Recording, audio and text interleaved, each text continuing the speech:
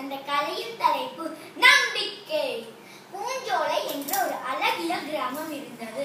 அந்த கிராமம் பச்சை பசேல் என்று மரங்களாலும் அழகிய மலைகளாலும் சூழ்ந்து இருந்தது. எங்கு நோக்கிலும் பறவைகள் சீப் சீப் கிரீச் கிரீச் என்று சத்தம் எழுப்பிக் கொண்டு பார்ப்பதற்கு கண்களுக்கு குளுமையாக இருந்தது.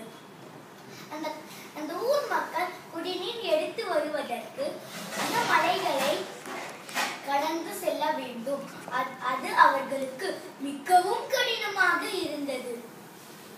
அந்த மலையின் அருகில் அதனால் அந்த ஊர் மக்கள் அந்த மலையை குடைந்து ஒரு பாதை அமைக்க முடிவு செய்தனர். அந்த மலையின் அருகில் ஒரு பாறை இருந்தது. ஒரு அழகிய வட்டப்பாறை இருந்தது.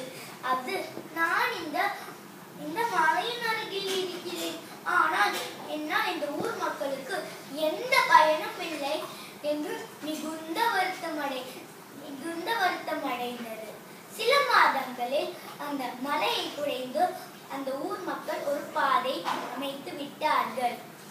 ஆனால் நாளுக்கு நாள் அந்த பாறையின் வருத்தம் கூடிக்கொண்டே சென்றது.